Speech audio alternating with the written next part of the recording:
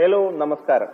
അപ്പോ ഒരുപാട് പേര് എന്റെ കല്യാണത്തിനെ പറ്റി അറിഞ്ഞിട്ട് കുറെ ചോദ്യങ്ങൾ ചോദിച്ചിട്ടുണ്ടായിരുന്നു. ലവ് മാരേജ് ആണോ അതോ അറേഞ്ച്ഡ് മാരേജ് ആണോ? വീട്ടുകാർക്ക് അറിയായിരുന്നു ഞങ്ങൾ എങ്ങനെ കണ്ടുമുട്ടി, എവിടെ നിന്ന് കണ്ടു, എങ്ങനെ സംസാരിച്ചു, ഈ പെണ്ണ് ഏതാ, ഇത് എവിടെ ഉള്ളവളാന്നൊക്കെ പറഞ്ഞ് കുറെ ചോദ്യങ്ങളുണ്ടായിരുന്നു. അത് കാരണമാണ് പ്രൈവറ്റ് ആക്കി വെച്ചത്, വീട്ടുകാർ ഇനി പ്രശ്നം ഉണ്ടാക്കിയ കാരണമാണ് പ്രൈവറ്റ് ആക്കി വെച്ചത്, ഇന്റർകാസ്റ്റ് ആണോ, അങ്ങനെ പല ചോദ്യങ്ങളായിട്ട് ഉണ്ടായിരുന്നു. നിക്കാഹാണോ കല്യാണമാണോ, അങ്ങനെയൊക്കെ കുറെ ചോദ്യങ്ങൾ ഉണ്ടായിരുന്നു. അപ്പൊ ആ ചോദ്യങ്ങൾക്കൊക്കെ ഉത്തരമായിട്ടാണ് ഈ ഒരു ഇന്റർവ്യൂ ഞാൻ തന്നെ ഇനീഷ്യേറ്റീവ് എടുത്ത് നടത്തുന്നത്. അപ്പൊ ആദ്യം തന്നെ നിങ്ങൾക്ക് ഞാൻ ഒരാളെ പരിചയപ്പെടുത്തി തരാം. എന്റെ ഭാര്യ അമീറ. ഹലോ, എന്റെ പേര് അമീറ. ഞാനൊരു സോഫ്റ്റ്വെയർ എഞ്ചിനീയർ ആയിട്ട് വർക്ക് ചെയ്യാണ്. വളരെ അപ്രതീക്ഷിതമായിട്ടാണ് ഞങ്ങൾ കണ്ടുമുട്ടിയതും പരിചയപ്പെട്ടതും എല്ലാം. അത് പറയാനാണല്ലോ നമ്മളിവിടെ ഇരിക്കുന്നത്. അപ്പോ ഞാനായിരിക്കും ഷാരിഖിനെ ഇന്റർവ്യൂ ചെയ്യുന്നത്. ആങ്കർ ഇന്ന് ഞാനാണ്. നമുക്ക് നിങ്ങളുടെ അടുത്തുനിന്ന് കിട്ടിയ ഒരുപാട് ക്വസ്റ്റ്യൻസും ഉണ്ട്. പിന്നെ നമ്മൾ തന്നെ ആ സ്റ്റോറി ഒരു ക്രോണോളജിക്കൽ ഓർഡറിലാക്കാൻ വേണ്ടിയിട്ട് കണ്ടുപിടിച്ച കുറച്ച് ക്വസ്റ്റ്യൻസും ഉണ്ട്. അപ്പൊ എല്ലാം കൂടെ കമ്പൈൽ ചെയ്തിട്ട് ഇൻസ്റ്റാഗ്രാമിൽ ഒരു ചോദ്യം ക്വസ്റ്റ്യൻസ് വെച്ചിട്ടുണ്ട്. അപ്പൊ അതൊക്കെ വെച്ചിട്ടാണ് ഈ ഒരു ഇന്റർവ്യൂ. എല്ലാം പറഞ്ഞുതരാം. എല്ലാം തുടങ്ങാം. അപ്പൊ സത്യം പറഞ്ഞ ഞങ്ങൾ ആദ്യമായിട്ട് നമ്മൾ ആദ്യമായിട്ട് ഞാൻ ചോദിക്കാം, നിങ്ങൾ എങ്ങനെയാ ആദ്യമായിട്ട് മീറ്റ് ചെയ്തത്? എവിടെ വെച്ചിട്ടാണ് മീറ്റ് ചെയ്തത്? ഓക്കെ, അപ്പൊ ഞങ്ങൾ ആദ്യമായിട്ട് മീറ്റ് ചെയ്തത്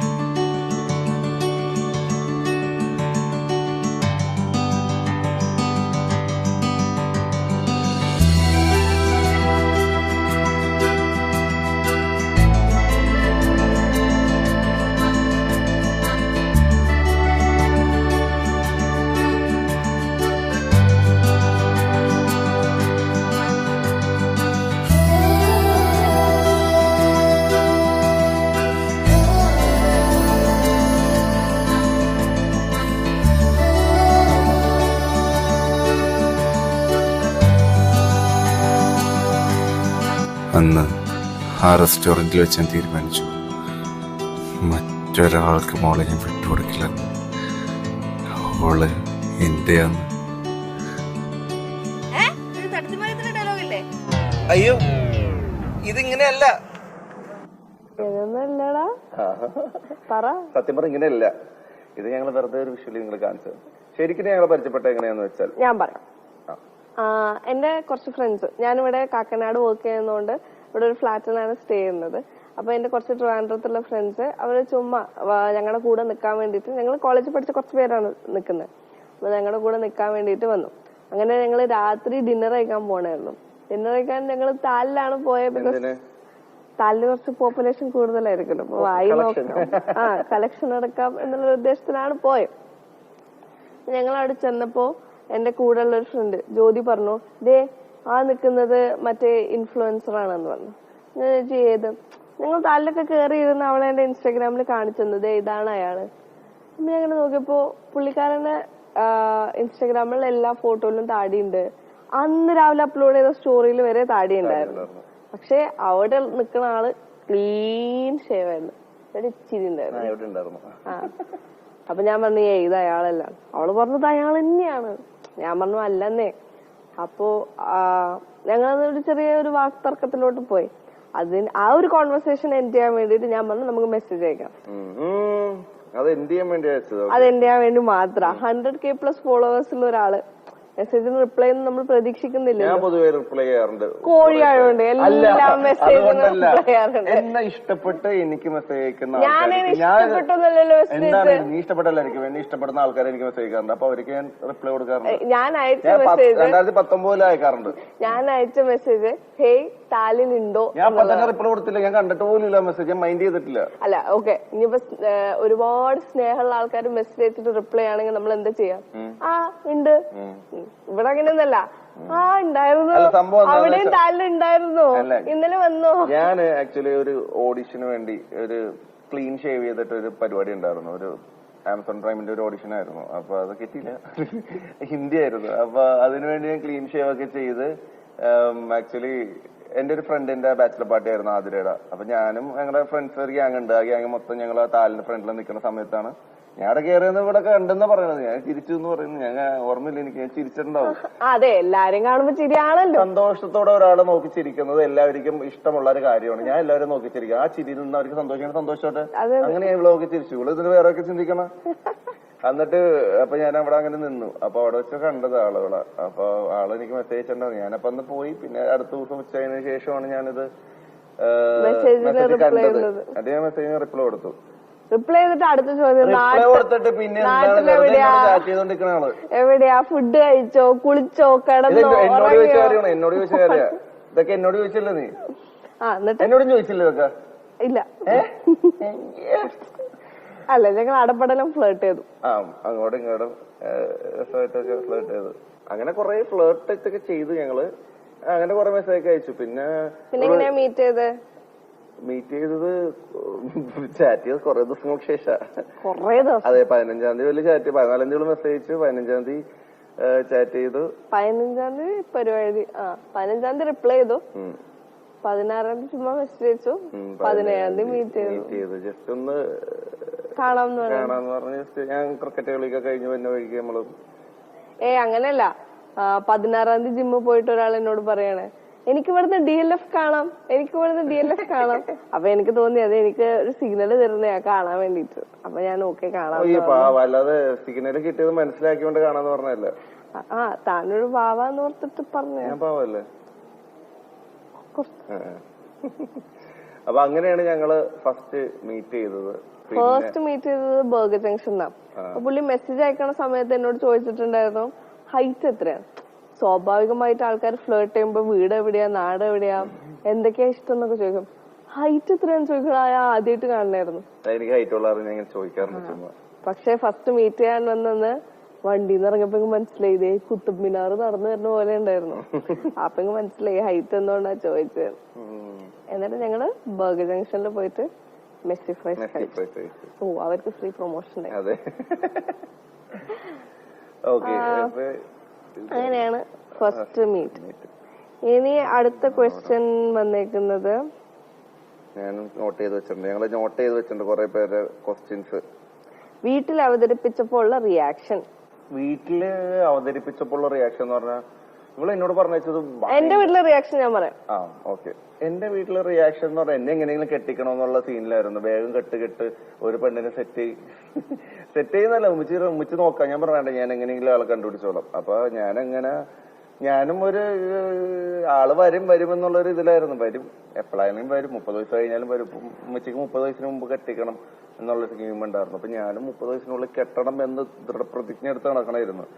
അപ്പൊ അങ്ങനെയാണ് അവളെ മീറ്റ് ചെയ്തത്. അപ്പൊ ഞാൻ വീട്ടിൽ പറഞ്ഞപ്പോ വീട്ടുകാർ ഭയങ്കര ഓക്കെ ആയിരുന്നു. ഒരു പ്രശ്നമില്ല, ഭയങ്കര നോർമൽ, വേഗം കല്യാണം കഴിക്കാന്ന നോക്ക്, സംസാരിക്കാൻ നമുക്ക് എന്നുള്ള സീനായിരുന്നു. എന്റെ വീട്ടില് ഒരു പ്രശ്നം ഉണ്ടായിരുന്നില്ല. എനിക്ക് അങ്ങനെ തന്നെ ആയിരുന്നു. എന്റെ വീട്ടില് അത്യാവശ്യം ഫ്രീഡം തരുന്ന ഫാമിലിയാണ് എന്റെ വീട്ടില് ഞാൻ പ്രതീക്ഷിച്ചത് ഒരു World War III ആയിരുന്നു.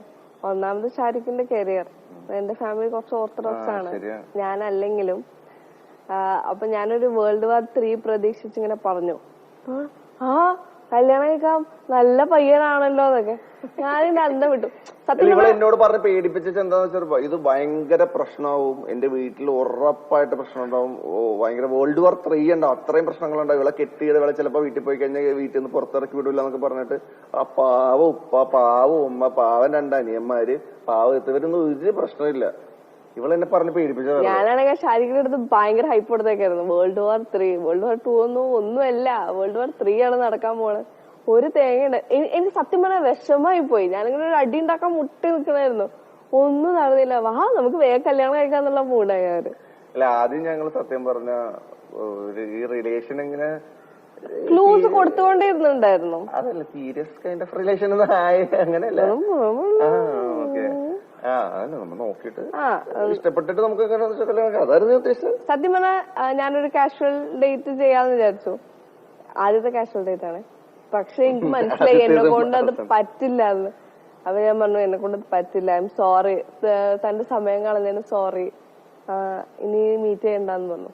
അപ്പൊ ഷാരിഖിനോട് പറയാം കുഴപ്പമില്ലാടോ ചിക്കിങ്ങിലിരുന്നിട്ട് കുഴപ്പമില്ലാടോ എനിക്ക് തന്നെ നല്ല രസമായി നല്ല ഫണ്ണാ തന്നെ കൂടെ നടക്കണത് നമുക്ക് ചുമ്മാ മീറ്റ് ചെയ്യാമെന്ന് തോന്നുന്നു ഇത് ഭയങ്കര സാധനാ എന്നിട്ട് മീറ്റ് ചെയ്യുമ്പോ ഞാൻ വിളിക്കണോണ്ട് ഒന്നും വിളിച്ചിട്ടില്ല എനിക്ക് നോ പറയാൻ അറിയില്ല നോ പറയാറിയോ ഇപ്പൊ നന്നായിട്ട് പറയാറില്ല എന്നോടല്ല വേറെ ആൾക്കാരോടൊന്നും ആലോചിക്കാം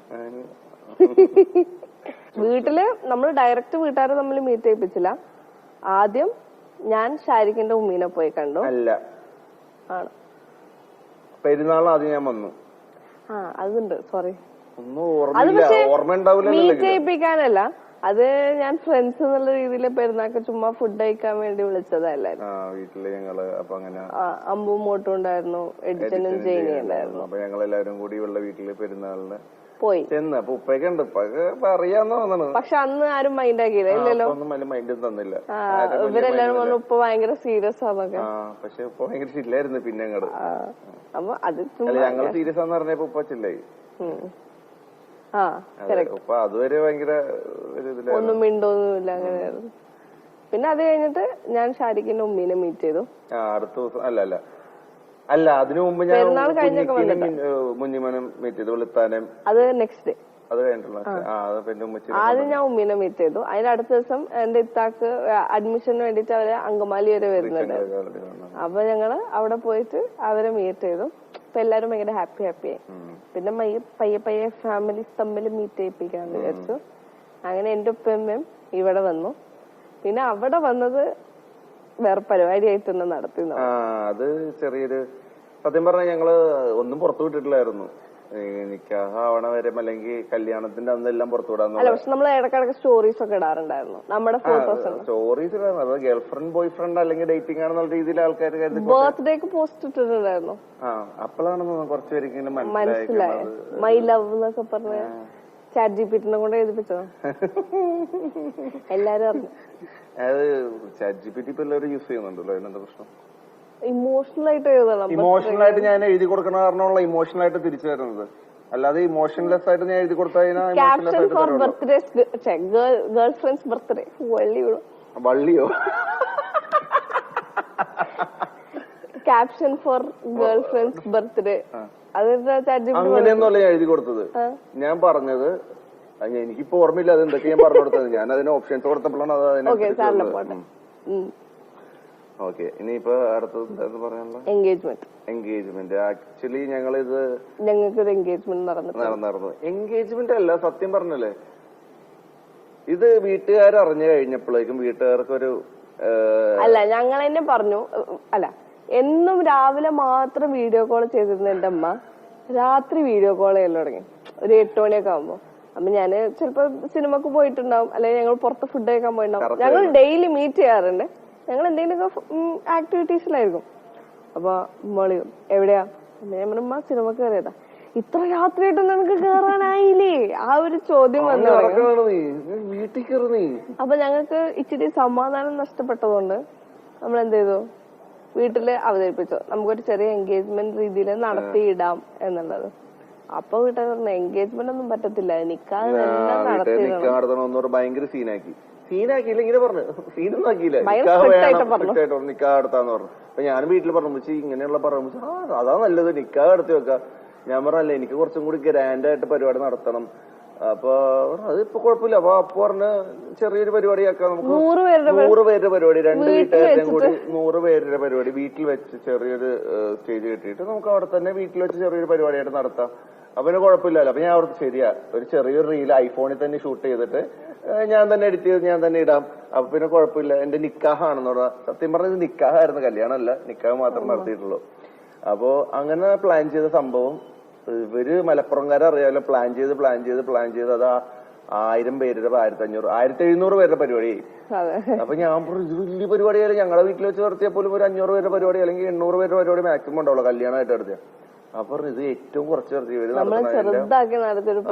ഇത്താത്ര കല്യാണം നടത്തിയത് 5000 പേരുടെ പരിപാടി ഞാൻ പറഞ്ഞു എന്റെ അത് മലപ്പുറംകാരുടെ സ്വഭാവം അവർക്ക് പരിപാടി ചെറുതാക്കി നടത്താൻ അറിയില്ല നമ്മൾ ശരിക്കും പറഞ്ഞു 100 പേരുടെ പരിപാടി മതി പിന്നെ അവിടെയൊക്കെ ഫാമിലീസ് ഭയങ്കര വലുതാണ് ക്ലോസ് ഫാമിലി വിളിച്ചു കഴിഞ്ഞാലും പോപ്പുലേഷൻ അങ്ങ് കൂടും അതാണ് ഒരു പ്രശ്നം. കുറെ മക്കളുണ്ട്, അതുകൊണ്ട് ക്ലോസ് ആവുമ്പോ വിളിക്കാതിരിക്കാനും പറ്റില്ലല്ലോ. അങ്ങനെ വലുതാവുന്ന എന്നിട്ട് അപ്പൊ 100 പേരുടെ പരിപാടി ഇപ്പൊ 1700 പേരുടെ നമ്മള് എൻഗേജ്മെന്റിലോട്ട് വരും. എൻഗേജ്മെന്റ്. അപ്പൊ അങ്ങനെ അവര് ഈ പറഞ്ഞ പോലെ ഒരു ഉറപ്പിക്കൽ ചടങ്ങാണ് വെച്ചത്. ഡേറ്റ് ഒക്കെ ഫിക്സ് ചെയ്യുന്ന രീതിയിൽ എപ്പൊ തീരുമാനിക്കണം എന്നുള്ള രീതിയിൽ. ഉപ്പായുമായി വീട്ടിലേക്ക് വന്ന സ്ഥിതിക്ക് ഞങ്ങളുടെ ഫാമിലിയിൽ നിന്നും അങ്ങോട്ട് പോകണമെന്ന് പറഞ്ഞു. അപ്പൊ ഞങ്ങളുടെ ഫാമിലിയിൽ നിന്ന് കുറച്ച് പേര്, ഫാമിലി മാത്രമായിരുന്നു, ഫ്രണ്ട്സ് ഒന്നും കൊണ്ടുപോയില്ല. ആരും വേണ്ട, ഇവരെ മാത്രം, ഫാമിലി മാത്രം അത് ചെറിയ പരിപാടിയായിട്ട് നടത്താന്ന് പറഞ്ഞു. അങ്ങനെ ഫാമിലി മാത്രമായിട്ട് ഞങ്ങൾ പോയിട്ട് അവിടെ പോയിട്ട് ഞാൻ പറഞ്ഞിട്ടുണ്ടായിരുന്നു ഷാരിഖിനോട് 3 ഫ്ലവേഴ്സ് കൊണ്ടുവരണം, കേറുമ്പോ തന്നെ എനിക്ക് തരാൻ. എനിക്ക് നാണൊന്നും വരില്ലല്ലോ, നമ്മൾ ഡെയിലി മീറ്റ് ചെയ്യണത്. അപ്പൊ ഒരു ഇന്ററാക്ഷൻ വരുത്താൻ വേണ്ടിട്ട് ഞാൻ ആദ്യം പറഞ്ഞിട്ടുണ്ടായിരുന്നു കുറച്ച് ഫ്ലവർ കൊണ്ടുവരണം, എനിക്ക് തരണം എന്നൊക്കെ. അപ്പൊ ഷാരിഖ് വന്ന പാടെ ഫ്ലവർ ഒക്കെ കൊണ്ടുവന്നു. ഞങ്ങൾ ഭയങ്കര ഹാപ്പി ആയി. എന്നിട്ട് എന്നോട് പറഞ്ഞു, ഫ്ലവർ തന്നതിന്റെ ഫോട്ടോ എടുത്തില്ല, നമുക്ക് അവിടെ ചെന്നിട്ട് ഫോട്ടോ എടുക്കാമെന്ന്. ഞാൻ ആരും ഇല്ലാത്ത ഒരു സ്ഥലത്തോട്ട് ഫോട്ടോ എടുക്കാൻ വിളിച്ചു, അപ്പുറത്തെ പറമ്പില്. അപ്പോൾ അവിടെ വേണ്ട ഫോട്ടോജനിക് ആയിട്ടുള്ള ഒരു ഏരിയ ഉണ്ടായിരുന്നു ഗേറ്റിന്റെ സൈഡിൽ. അപ്പൊ ഞാൻ പറഞ്ഞു നമുക്ക് അവിടെ നിന്ന് ഫോട്ടോ എടുക്കാം. ഓക്കെ എന്നും പറഞ്ഞ് ഞങ്ങൾ അവിടെ പോയി. എന്നോട് പറഞ്ഞു, നീ തിരിഞ്ഞു നിന്നോ, എന്നിട്ട് ഞാൻ തട്ടുമ്പോ തിരിഞ്ഞാ മതി, അപ്പൊ ഞാൻ ഫ്ലവർ തരാം. അപ്പൊ ഞാൻ ഓക്കെ എന്ന് പറഞ്ഞു. ഞാൻ തിരിഞ്ഞു നിന്ന് ഇങ്ങനെ വെയിറ്റ് ചെയ്തോണ്ടിരിക്കാം. തട്ടുമ്പോ തിരിഞ്ഞപ്പോ ഒരാള് മോതിരൊക്കെ വെച്ചേക്കുന്നു. ലൈറ്റായിട്ട് എൻഗേജ്മെന്റ് ഉണ്ടെന്ന് പ്രപ്പോസ് ചെയ്തു. ഞാൻ ആളില്ലാത്ത സ്ഥലത്തുണ്ടെങ്കിൽ മറ്റേ വലിയ മാരിമി എന്ന് പറഞ്ഞ് കൊടുക്കാന്ന് ഓർത്തപ്പോഴാണ് ഇവള് എല്ലാ ആൾക്കാരെ ഫ്രണ്ടിൽ കൊണ്ടിരുത്തി. ഞാനാണെങ്കിൽ എനിക്ക് മറ്റേ മുട്ടൊക്കെ കുത്താൻ ആണായിട്ട് ഞാൻ മുട്ടൊക്കെ കുത്തി ഇങ്ങനെ നൈസായിട്ട് പകുതിയിൽ നിന്ന് ഞാൻ കൊടുത്തു. എന്നിട്ട് മുട്ട് കുത്തിയില്ല, ഞാൻ വൈറ്റ് പാന്റ് ആയിരുന്നു പക്ഷെ ഇങ്ങനെ നിന്ന് കൊടുത്തു. ഞാനാണെങ്കിൽ ഒട്ടും എക്സ്പെക്ട് ചെയ്തില്ല. ഒന്നാമത് ഷാരിഖ് ഭയങ്കര റൊമാൻറ്റിക് ആണ്, ഇമോഷണൽ വൈസ് റൊമാൻറ്റിക് ആണ്. പക്ഷെ ഇങ്ങനെ ഗിഫ്റ്റിംഗ് അങ്ങനെ അപ്പൊ ഞാനത് ഒട്ടും എക്സ്പെക്ട് ചെയ്തിട്ടുണ്ടായിരുന്നു. ഞാനാകെ അന്ന് വിട്ടു. ഞാൻ റിങ് കണ്ടുപാട് എടുക്കാൻ പോയി. പിന്നെ ഓർത്തത് യെസ് പറയണം. അപ്പൊ ഞാൻ ഇരുന്നിട്ട് യെസ് ഒക്കെ പറഞ്ഞു. അറിയാണ്ട് വേറെ ഭാഷയിലോട്ട് പോകണല്ലേ, കൺട്രോൾ ചെയ്തു. അപ്പൊ അങ്ങനെ ഒരു സംഭവം ഉണ്ടായി. അപ്പൊ അതും ഒന്നും ഞങ്ങൾക്കാണെങ്കിൽ, ഞാൻ കുറച്ച് സോഷ്യൽ മീഡിയ അഡിക്റ്റ് ആണ് ഞാൻ. അപ്പൊ എനിക്ക് ഇതൊക്കെ ഷെയർ ചെയ്യണം എന്നുള്ളൊരു ഇതുണ്ട്. പിന്നെ ഞാൻ ഓർത്ത് വേണ്ട, നിക്കായിന് ഒറ്റയ്ക്ക് ഷെയർ ചെയ്യാം, അപ്പൊ ഒരു സർപ്രൈസ് ആവുമല്ലോ എല്ലാവരും. ഞാനാണെങ്കിൽ വാഷ്റൂമിൽ പോണ വരെ സ്റ്റോറി ഇടുന്ന ടൈപ്പാണ്. ഞാൻ ഇൻഫ്ലുവൻസർ ഒന്നല്ല, പക്ഷെ എന്റെ സർക്കിളിലുള്ള എല്ലാവരും എന്നോട് പറയും, അയ്യോ നീ എന്ത് ഇൻസ്റ്റഗ്രാം അഡിക്റ്റ് ആണ്. അവരെന്നെ ചുമ്മാ ഇൻഫ്ലുവൻസർ എന്നൊക്കെ വിളിച്ച് കളിയാക്കാം. എനിക്ക് എൻഗേജ്മെന്റിന്റെ വീഡിയോ ഇടാഞ്ഞിട്ട് കൈ ധരിച്ചിട്ട് നിൽക്കാൻ മേലായിരുന്നു. ഞാൻ എന്ത് ചെയ്തു, എന്റെ ക്ലോസ് ഫ്രണ്ട്സിനെ എല്ലാരെയും കളഞ്ഞു, അത് ഷാരിഖിനെ മാത്രം ഇട്ടു. എന്നിട്ട് ഞാൻ ആ വീഡിയോ ക്ലോസ് ഫ്രണ്ട്സിൽ പോസ്റ്റ് ചെയ്തു. ഞാൻ എന്നെ 1000 പ്രാവശ്യം എടുത്ത് കണ്ടു. അപ്പൊ ഒരു സമാധാനം കിട്ടി. ക്ലോസ് ഫ്രണ്ട്സിൽ എല്ലാരും കളഞ്ഞിട്ട് തന്നെ മാത്രം ഇട്ടിട്ടാണ് ചെയ്തത്. അപ്പൊ കുറച്ച് സമാധാനം. അപ്പൊ ഞാൻ വീണ്ടും ആ റീൽ ഇങ്ങനെ എടുത്തു നോക്കി ഇട്ടൊരാശ്വാസം കിട്ടി. അപ്പോഴാണ് ഒന്ന് സെറ്റിൽ ആയത്. നമ്മൾ അഡിക്റ്റാലേ. അടുത്ത ചോദ്യം, എൻഗേജ്മെന്റ് പ്രൈവറ്റ് ആയിട്ട് നടത്തിയിട്ട് പ്രൈവറ്റ് ആയോ? എൻഗേജ്മെന്റ് പ്രൈവറ്റ് ആയിട്ട് നടത്തിയിട്ട് പ്രൈവറ്റ് ആയി ഇല്ലേ? To an extent. പക്ഷെ കുറെ പേര് അറിഞ്ഞു, ക്ലോസ് ഫ്രണ്ട്സിന്റെ ഫ്രണ്ട്സ് അങ്ങനെ കുറച്ചുപേരൊക്കെ വിളിച്ചിട്ട് എന്റെ ജൂനിയേഴ്സ് ഒക്കെ 2-3 പേര് വിളിച്ചിട്ട് ചോദിച്ചു എൻഗേജ്മെന്റ് നടന്നു. ഞാൻ ഇല്ലാന്ന് പറഞ്ഞു. അവർക്ക് ഉറപ്പായിട്ട് അറിയുന്നുണ്ടാവും. എന്നാലും പിന്നെ ഇതൊരു ഇപ്പൊ കഴിഞ്ഞതൊരു നിക്കാഹാണ്, കല്യാണം അല്ല. എല്ലാവരും വിചാരം കല്യാണമാണ്. കുറെ പേരൊക്കെ വിളിക്കാൻ വിട്ടുപോയതല്ല. ആക്ച്വലി എന്റെ പരിപാടി എറണാകുളത്ത് വെച്ചുണ്ട്, കല്യാണമായിട്ട് നടത്തണ്ട. അപ്പൊ വിളിക്കാം എന്ന് ഓർത്തിരിക്കുന്നത് ഞാൻ. ഓക്കെ, അടുത്ത ക്വസ്റ്റ്യൻ. നിങ്ങളുടെ ഏറ്റവും ഫണ്ണിയസ്റ്റ് വഴക്ക്? വഴങ്ങൂല കേട്ടോ. ഫണ്ണിയസ്റ്റ് വഴക്ക് പറഞ്ഞു. ഞാൻ പറയാം. എന്റെ ഫണ്ണിയസ്റ്റ് വഴക്ക് എന്താന്ന് വെച്ചിട്ടുണ്ടെങ്കിൽ, ഷാരിഖ് എന്നെ റിങ് വെച്ച് പ്രപ്പോസ് ചെയ്തല്ലോ. അപ്പൊ എനിക്ക് ഷാരിഖിന് റിങ് കൊടുക്കണം എന്ന് ഭയങ്കര ആഗ്രഹമായിരുന്നു. പിന്നെ ഷാരിഖ് ഒരു ദിവസം എടപ്പാളിലെ ഷൂട്ടിന് പോയി. ഞാനോർത്തു ഷാരിഖ് എനിക്ക് ഫണ്ണി അല്ലായിരുന്നു. എനിക്കും അപ്പൊ ഫണ്ണി അല്ലായിരുന്നു, പക്ഷെ പറഞ്ഞതാ.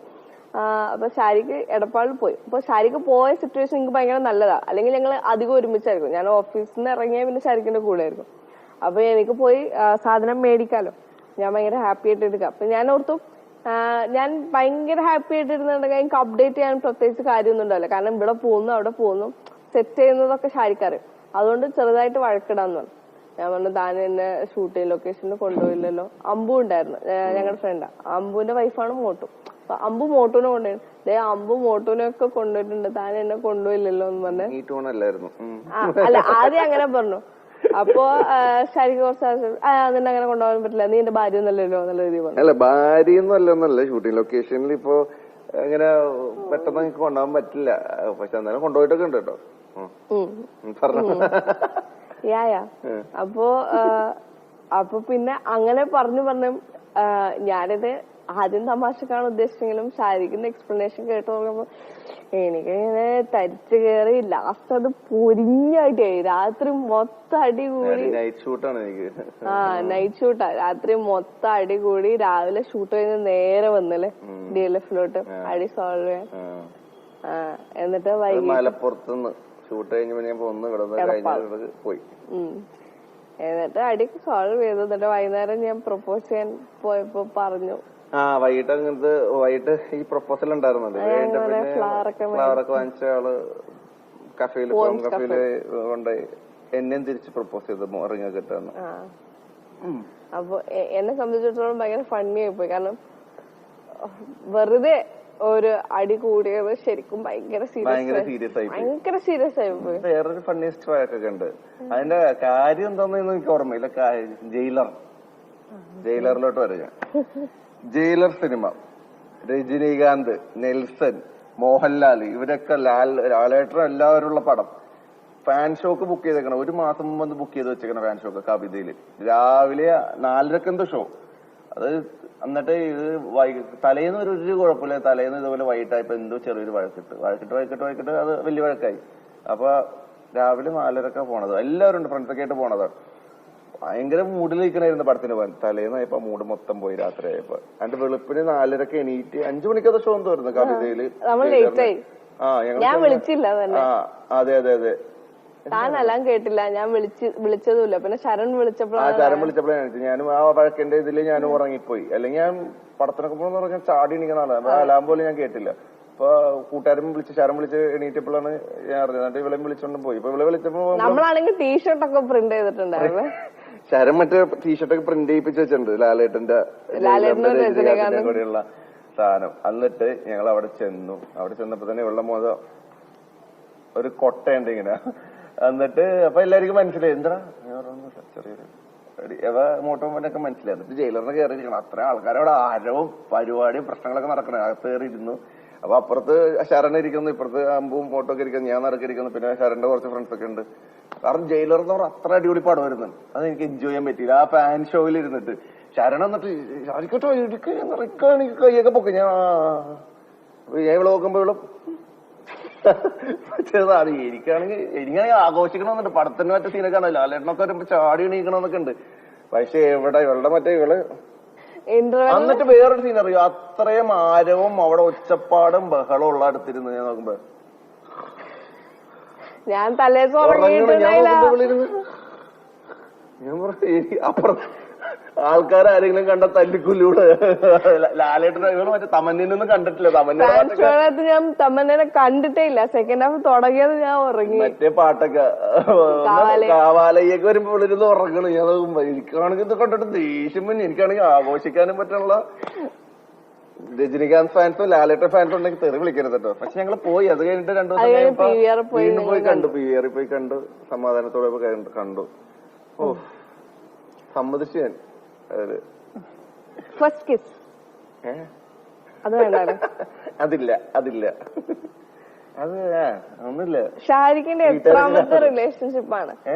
1 2 3 4 നിനക്കറിയില്ല. 6 7 9 വേണ്ട. നിന്റെ എത്രാമത്തെ റിലേഷനാ?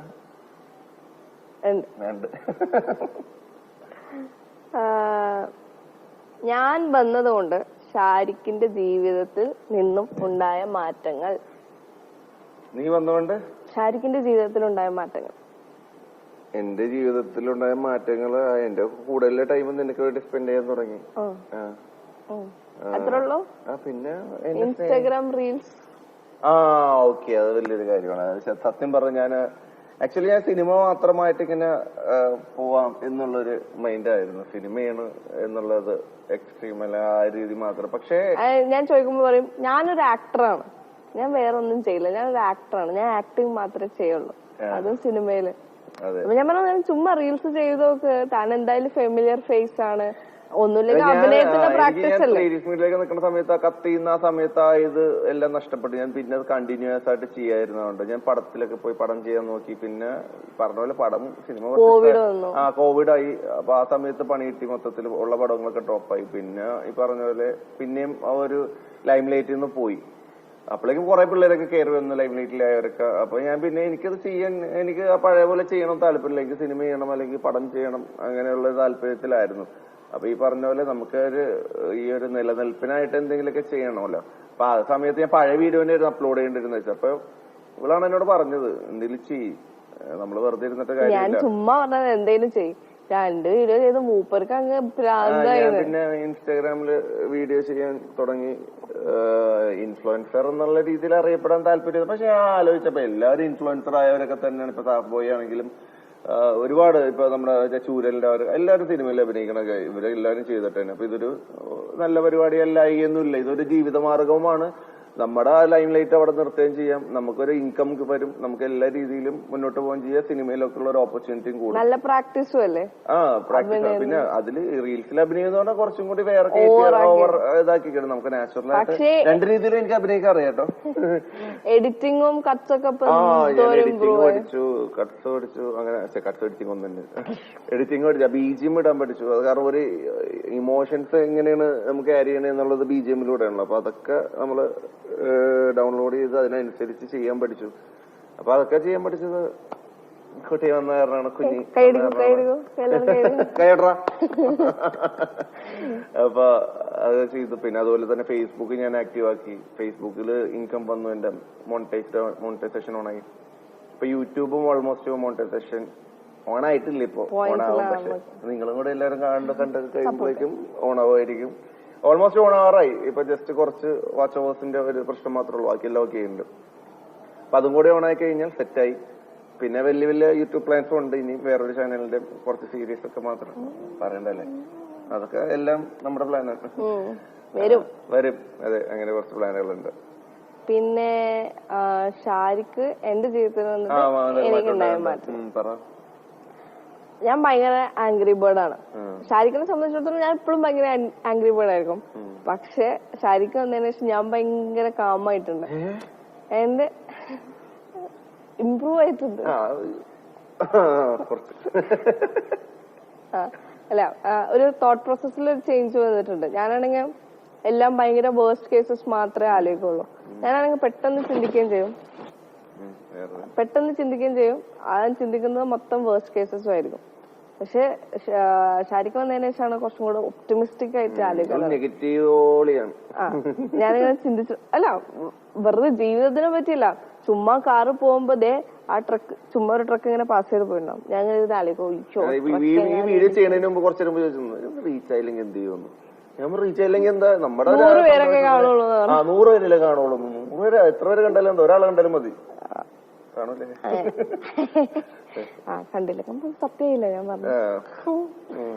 അപ്പൊ അങ്ങനെ ആലോചിച്ചുകൊണ്ടിരിക്കുന്ന ആളാ. അപ്പൊ ഞാൻ വണ്ടിയിലൊക്കെ പോകുമ്പോ ഞാൻ അങ്ങനെ പറയും, അയ്യോ ഇങ്ങനെ സംഭവിച്ചിരുന്നെങ്കിലോ, അയ്യോ അങ്ങനെ സംഭവിച്ചിരുന്നെങ്കിലോ. അപ്പൊ ഷാരിഖ് പറയും, ഞാൻ എന്നല്ല നീ വെറുതെ നിനക്ക് പ്രാന്താന്നൊക്കെ. പക്ഷെ അങ്ങനെ പറഞ്ഞു ഞാനിപ്പോ ഭയങ്കര കാമായിട്ട് ചിന്തിച്ചു തുടങ്ങിയിട്ടുണ്ട്. കുറച്ച് നടന്നു പോകേണ്ട ഒരു ദിവസമാണ്.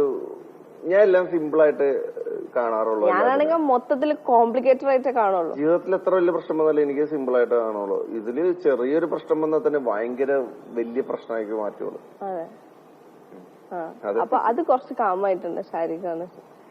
പിന്നെ ഒരിക്കലും കല്യാണം കഴിക്കില്ല എന്ന് വിചാരിച്ച് എന്നെ സ്നേഹിച്ച് മാറ്റിയത് കല്യാണമേ കഴിക്കൂല എന്ന് പറഞ്ഞിരുന്ന ആളാണ്. ഞാൻ വീട്ടിലൊക്കെ ഭയങ്കര പ്രശ്നം ഉണ്ടാക്കിയിരുന്നു. പെണ്ണ് കാണാൻ വരുമെന്ന് പറഞ്ഞിട്ട് ഞാൻ പോലീസിനൊക്കെ വിളിച്ചിട്ടുണ്ടായിരുന്നു. വിളിച്ച് സംസാരിച്ചില്ല, വിളിച്ച് വീട്ടുകാരെ പേടിപ്പിച്ചിട്ട് കട്ട് ചെയ്തു. അങ്ങനെ ഞാനായിരുന്നു. കല്യാണം കഴിഞ്ഞത് കയ്യില് മൈലാഞ്ചി പോലും ഇടൂല എന്നൊക്കെ പറഞ്ഞ മൈലാഞ്ചി കിട്ടിയിരിക്കുന്നത് ഫുള്ള് ഇട്ടിട്ടുണ്ട്. ശരിക്കും പറഞ്ഞ ഞങ്ങളുടെ ഒരു നോ ഗോൾഡ് വെഡിങ് ആയിരുന്നു. ഇവളുടെ ഐഡിയ ആയിരുന്നു. ഇവളുടെ ഐഡിയ അല്ല, ഇവള് തന്നെ ഇങ്ങോട്ട് സജസ്റ്റ് ചെയ്ത് നമുക്ക് സ്വർണ്ണമൊന്നും വേണ്ട, ആരും ബുദ്ധിമുട്ടിക്കണ്ട. എന്റെ പാരന്റ്സ് ഒരുപാട് കാശ് കൊടുത്തിട്ടാണ് പഠിപ്പിച്ചിട്ടുള്ളത്. എഡ്യൂക്കേഷൻ ഭയങ്കര ബെസ്റ്റ് ആയിരുന്നു. സോ അതിലൊരുപാട് ഇൻവെസ്റ്റ് ചെയ്ത സ്ഥിതിക്ക് ഇതിൽ ഇൻവെസ്റ്റ് ചെയ്യാൻ പാടില്ല എന്നുള്ളത് എന്റെ ഒരു വാശിയായിരുന്നു. മാക്സിമം എന്റെ ഡ്രസ്സ്, എന്റെ കോസ്റ്റ്യൂം അതൊക്കെ ഞാൻ എന്റെ സാലറി സെറ്റാക്കാൻ നോക്കി. പക്ഷെ ഫുഡും സ്റ്റേജൊന്നും എനിക്ക് താങ്ങാൻ പറ്റില്ല. അതൊക്കെ തന്നെ ചെയ്ത്. ഗോൾഡ് പാടില്ല എന്നുള്ളത് എന്റെ ഭയങ്കര ഒരു നിർബന്ധമായിരുന്നു. Shariq also very well supported എന്നല്ല, പുള്ളി തന്നെ ആ ഒരു ഐഡിയ. ഈ പറഞ്ഞ പോലെ നമ്മുടെ എല്ലാവരും വീട്ടുകാരെ ഈ ഒരു പഴയ ഒരു ടൈപ്പ് ഓഫ് ആൾക്കാരായതുകൊണ്ട് തന്നെ ഈ സ്വർണ്ണം ഇല്ലാതെ എങ്ങനെ നിൽക്കും, അത് ഭയങ്കര ഇതല്ലേ, അവർക്ക് തന്നെ ഒരു വിഷമം ഉണ്ടായിരുന്നു. ഇപ്പൊ ഞാൻ പറഞ്ഞ് മനസ്സിലാക്കി കൊടുത്തു, പക്ഷെ ഇതാണ് ഇപ്പൊ വീട്ടുകാരൊക്കെ ഭയങ്കര ബില്ലിങ്, അവരുടെ വീട്ടുകാരും സ്വർണം എടുത്തു, കുഴപ്പമില്ല അങ്ങനെ. പക്ഷെ ഞങ്ങളൊരു തീരുമാനം എടുത്തത് നോ ഗോൾഡ്, സ്വർണം വേണ്ട. ഞാനാണെങ്കിലും ഒന്നും ഇടണ്ട. ഇപ്പൊ ഞങ്ങൾക്ക് കുറെ പരിപാടികളൊക്കെ ഉണ്ട്, അമ്മായിമപ്പഞ്ഞ് അങ്ങനെ ഇങ്ങനെ അങ്ങോട്ടും ഇങ്ങോട്ടും ഇടുക, അവിടെ ഒരു ചടങ്ങുകളും വേണ്ട അങ്ങനത്തെ സ്വർണ്ണമായിട്ടുള്ള. ഇപ്പൊ എൻഗേജ്മെന്റിനാണെങ്കിലും ഒന്നും ഇടണ്ട. അപ്പൊ അങ്ങനെ ഞങ്ങൾ ദൃഢപ്രതിജ്ഞ എടുത്തു, അങ്ങനെ ഞങ്ങൾ ചെയ്തു. അത് ഞങ്ങൾ സക്സസ് ആക്കി. ഞങ്ങളുടെ വീട്ടുകാരെ ഞങ്ങൾ മനസ്സിലാക്കി കൊടുത്തു. പിന്നെ കുറെ റിലേറ്റീവ്സ് ഒക്കെ ചോദിച്ചെന്നും ഇന്നും പറഞ്ഞു എന്നോട്, എല്ലാവരും ചോദിച്ചു ഒന്നും ഇടായിരുന്നു എന്താ. ഞാൻ പറഞ്ഞു അതൊക്കെ പറഞ്ഞ് മനസ്സിലാക്കിയിട്ടില്ലേ, അത് മതി, കുഴപ്പമില്ല, ഞങ്ങളൊരു തീരുമാനം എടുത്തു, അതില് നിങ്ങൾ ഇതാക്കിയെന്ന് പറഞ്ഞു. വെറുതെ എക്സ്പെൻസ് ആണ്. ഏതെങ്കിലും ഇവളാണെങ്കിൽ സ്വർണ്ണം ഇടൂല ഒന്നാമത്. ഇടണ്ട. ഏതെങ്കിലും ഒരു ഫാമിലി ചെയ്തിട്ടുണ്ടെങ്കിൽ അത് കാണുന്ന മറ്റു ഫാമിലിക്കാർക്ക് അതൊരു ബാധ്യതയോ, അവരത്ര ചെയ്തു, ഞങ്ങൾ ഇത്രയെങ്കിലും ചെയ്യണം. അത് പിന്നെ ഒരു കോമ്പറ്റീഷനായി എല്ലാവർക്കും ബുദ്ധിമുട്ടാ. ആരെങ്കിലും ഒരാൾ ആ പാത്ത് ബ്രേക്ക് ചെയ്ത് കഴിഞ്ഞിട്ടുണ്ടെങ്കിൽ ബ്രേക്ക് ചെയ്തു. ഇനി ഒരു ഗെയിം കളിക്കാം. ഇനി നമുക്കൊരു റാപ്പിഡ് ഫയറിലേക്ക് പോവാം. ചെറിയൊരു ക്വസ്റ്റ്യൻസ്. ഞാൻ കോഫി വിത്ത് കരൺ സ്ഥിരം കാണുന്നു. ഇവള് കോഫി വിത്ത് കരണിന്റെ മെയിൻ ഫാൻ ആയതുകൊണ്ട് റാപ്പിഡ് ഫയർ ഒക്കെ വേണം എന്ന് പറഞ്ഞു. ഞാനും കുറച്ച് ക്വസ്റ്റ്യൻ ഇത് ചെയ്ത് വെച്ചിട്ടുണ്ട്, അവളും ചെയ്ത് വെച്ചിട്ടുണ്ട്. ഫസ്റ്റ് നീയാണ്. ഞാൻ എന്റെ ക്വസ്റ്റ്യൻസ് ആക്കട്ടെ, ഒരു മിനിറ്റ്. ഞാൻ ചോദിക്കാം, നീ ചോദിച്ചോ, കഴിഞ്ഞിട്ട് തിരിച്ചു ചോദിക്കാം. ഓക്കെ, എത്ര സെക്കൻഡ് വരും ആൻസർ പറയാൻ? 1 second. 1 second. Okay. First question. Beaches or mountains? Mountains. Okay. അടുത്ത ക്വസ്റ്റ്യൻ. രണ്ടും ഇഷ്ടമാണ് എനിക്ക്. വർക്കലയാണ് കൂടുതൽ. അല്ല, ബീച്ച് ഇഷ്ടമാണ്. പക്ഷെ ബീച്ച് വെയിലത്ത് പോയിരിക്കാൻ എനിക്ക് ഇഷ്ടമല്ല. പക്ഷെ ആ സൺസെറ്റിന്റെ സമയം രാവിലെ അതും എനിക്ക് ഇഷ്ടമാണ്. പിന്നെ മൗണ്ടൻസ് ആണ് ഇഷ്ടം. കൂടുതൽ പ്രിഫർ ചെയ്യുന്നത് കാരണം വെയിൽ കൊണ്ട് കഴിഞ്ഞ റാപ്പിഡ് ഫയറിന് എക്സ്പ്ലനേഷൻസ് ഇല്ല. Okay. If you could have any celebrity as your best friend, who would it be?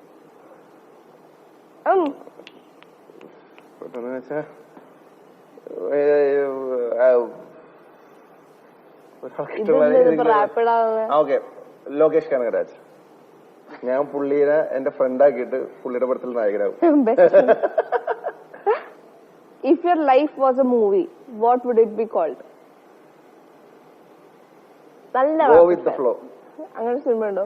ഓ, സിനിമയുടെ പേര് വേണം. ഉണ്ടാവും, ഇംഗ്ലീഷ് മൂവി ഇല്ലേ, തന്നെ ഉണ്ടാവും. ഓ, സിനിമ പേര് പറയണം. ഞാൻ Go with the flow. ശരിയാ, answer correct. If your life was a movie, what would it be called? Go with the flow. Okay, അടുത്തത്. Which super power would you choose? Invisibility or teleporting? നമ്മൾ ഉദ്ദേശിച്ച സ്ഥലത്തോട്ട് അപ്പൊ തന്നെ എത്താൻ പറ്റുന്നതും അത് ടെലിപ്പോർട്ടിങ്. ഇൻവിസിബിലിറ്റി, നമ്മളെ കാണാതെ നമുക്ക് എല്ലാവരുടെയും കൂടെ നടക്കാം. കാണണം തോന്നിയാൽ വിസിബിൾ ആവാം. അങ്ങനെ എനിക്ക് മറ്റേ തോന്നി ടെലിപ്പോർട്ടിങ്. എനിക്ക് മറ്റുള്ളവരുടെ ലൈഫിൽ കയറി അവരെന്താ ചെയ്യുന്നതെന്ന് എനിക്ക് അറിയണ്ട. അവരുടെ മനസ്സൊക്കെ എനിക്ക് വയ്യ. അത് കേട്ടിട്ട് വേണം. അവര് എന്നെ പറ്റി ദുഷ്ട മനസ്സാണെങ്കിൽ പിന്നെ അവരോട് എനിക്ക് വെറുപ്പ് തോന്നുന്നു. എനിക്ക് വേണ്ട. എല്ലാവരും സിമ്പിൾ ആയിട്ട് സമാധാനത്തോടെ ജീവിച്ചാൽ മതി. എവിടെ പോയെങ്കിലും പോവാല്ലോ എനിക്ക്. Morning or night person? Night person. സ്വാഭാവികം. ഞാൻ മോർണിംഗ് പേഴ്സൺ. അതെ. And we marry. Yes. Thank you. What do you do when you are sad? ഞാൻ സിനിമ കാണും. മൂവിക്ക് പോകും. സിനിമ കാണുന്നല്ല, തിയേറ്ററിൽ പോയിട്ട് കാണും. തിയേറ്ററിൽ പോയി കാണും. മോസ്റ്റ്ലി അങ്ങനെയാണ്. മോസ്റ്റ്ലി തിയേറ്ററിൽ പോയി കാണും. എല്ലാ പടത്തും പോകാറുണ്ട്. പിന്നെ സാഡ് എന്നല്ല, കുറച്ച് ഓഫായ ഡിപ്രഷൻ ആയാലൊക്കെ എനിക്ക് പടം കണ്ടാൽ മതി. മൂഡ് സ്വിങ്സ് ഒക്കെ വരുമ്പോ ശാരീരികന്റെ മെയിൻ സാധനം സ്ട്രെസ് ഈറ്റിംഗ് ആണ്. ഓക്കെ, ഇത് പെട്ടെന്ന് ആൻസർ പറയണോ? 3 things that you do in bed. Sleep, scroll Instagram, scroll Facebook, watch movies. Okay. Okay, അടുത്ത question. Who was your first crush? പറ. അത് LKG വെച്ചാണ് വരിക. പക്ഷെ എനിക്ക് ഇപ്പോഴും പേര് ഓർമ്മയുണ്ട്. ആ കൊച്ചു കേട്ടത് മോശമല്ലേ? കൊച്ചു കേട്ട വന്ന് കമന്റ് കേട്ടെ, നമുക്ക് വീട്ടിൽ പോവാം. UKG വെച്ചാണ്. ഇപ്പൊ എന്റെയും എല്ലാവരും ക്രഷ് ആയിരുന്നു. അസീർ, ജാക്സൺ, ഇതൊക്കെ ആളുടെ പേര് ഇപ്പോഴും അറിയാമോൾ. ഓക്കെ, ഞങ്ങൾ പഠിച്ച എറണാട്ടമ്പലം എന്തൊക്കെ പറഞ്ഞ സ്കൂളുണ്ടായിരുന്നു. 9th ക്വസ്റ്റ്യൻ ആണ്. What is your go to karaoke song? അതായത് ഒരു കരോക്കെ ഇട്ടുന്നുണ്ടെങ്കിൽ ഏത് പാട്ട് പാടാനാണ് റെഡി ആയിട്ടിരിക്കുന്നത്? ഞാനാണോ? അതാണോ? അല്ല, 3 ചക്ര. 3 ചക്ര വണ്ടി. അത് ഞാൻ പാടും. അത് നമുക്ക് ലാസ്റ്റ് ഒന്ന് പാടാട്ടോ. ഓക്കെ ഓക്കെ, ലാസ്റ്റ് ക്വസ്റ്റ്യൻ, പെട്ടെന്ന് ആൻസർ ആണ്. What is the first thing you found attractive about me? You character, അല്ലെങ്കിൽ ഭയങ്കര സംസാരമാണ്. ഭയങ്കര പെട്ടെന്ന് ഒരാളെ ചാക്കിലാക്കാൻ പറ്റും. എന്നെ ചാക്കിലാക്കിയതാണോ? അല്ല, ഭയങ്കര ഇങ്ങനെ സംസാരിക്കാൻ അറിയാം. പാവമായിട്ട് സംസാരിക്കാൻ അറിയാം. റഫായിട്ട് പറയാം. ഓക്കെ, എന്റെ റാപ്പിഡ് ഫയർ. ഇനി എന്റെ rapid fire. Okay,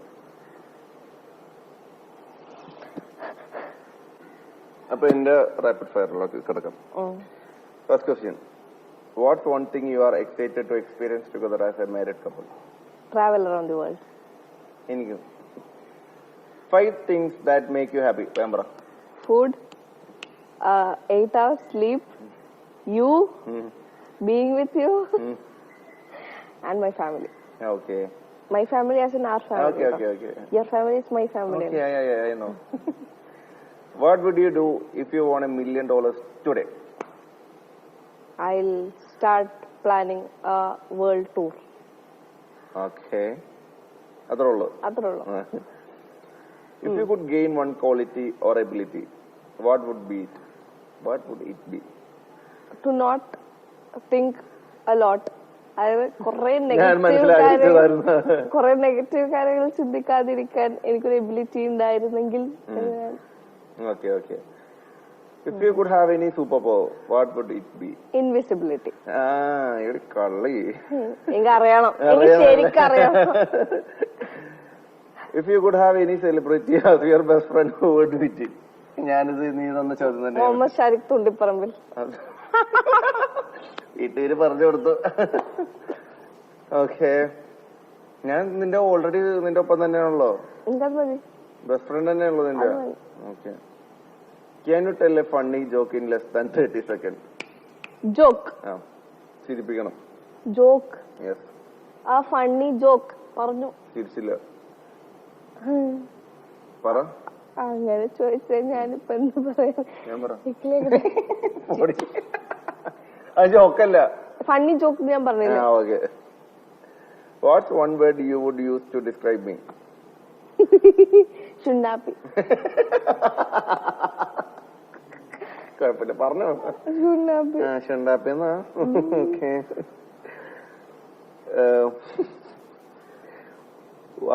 What's one thing you have always wanted to do together but haven't?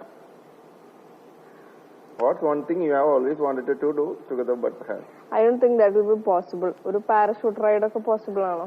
എനിക്ക് പേടിയാ. എനിക്ക് ഹൈറ്റ് പേടിയാ. എനിക്ക് എത്ര നാളായിട്ടുള്ള ഒരു ആഗ്രഹം അറിയോ, വീഗാലാൻഡിലൊന്ന് ഒരുമിച്ച് പോണെന്ന്. വീഗാലാൻഡിലൊക്കെ പോവാം. ഞാൻ എവിടെയും കേറില്ല. പക്ഷെ ഇവക്ക് വെള്ളം പേടിയാ. അതേപോലെ ഞാൻ പറഞ്ഞ പൂളിൽ ഇറങ്ങാം. അപ്പൊ പറഞ്ഞില്ല ഞാൻ അഡ്വഞ്ചർ ആയിട്ട് റൈഡിൽ കയറാം. പറ്റില്ല. കഴിഞ്ഞില്ലേ 10 ഇല്ല, ഒരെണ്ണം കൂടി ഉണ്ട്. Last question, what's one thing you have always wanted to tell your partner but haven't yet? I told you everything. I love you. I love you more. എപ്പോഴും പറയാറുണ്ട്. ഇല്ല, ഞാൻ എല്ലാം പറയാറുണ്ട്. Yes. What quality that we have, and എനിക്ക് അഹങ്കാരമുള്ള ഒരു കാര്യം is that നമ്മള് ഭയങ്കര ഡിഫിക്കൽട്ട് കാര്യമാണെങ്കിലും അത് കമ്മ്യൂണിക്കേറ്റ് ചെയ്യും. അത് എത്ര ഡിഫിക്കൽട്ട് കോൺവെർസേഷൻ ആണെങ്കിലും നമ്മൾ അത് ഇരുന്ന് സംസാരിച്ച്, ചിലപ്പോ ഒരാൾക്ക് കേൾക്കുമ്പോൾ ബുദ്ധിമുട്ടായിരിക്കും, എന്നാലും നമ്മളത് സംസാരിച്ച് ഒരു കോമൺ പോയിന്റിലെത്തും. ചിലപ്പോ ഒരു അടിപിടിയൊക്കെ ആവും, എന്നാലും അറ്റ് ദി എൻഡ് ഒരു കോമൺ പോയിന്റിലെത്തും. കഴിഞ്ഞെങ്കിൽ നന്നായി. ഓക്കെ, നമുക്ക് ഇനി ഇത് സ്വിച്ച് ചെയ്യാം. നമുക്ക് ഇനി വേറെ സ്ഥലത്തോട്ട് പോവാം.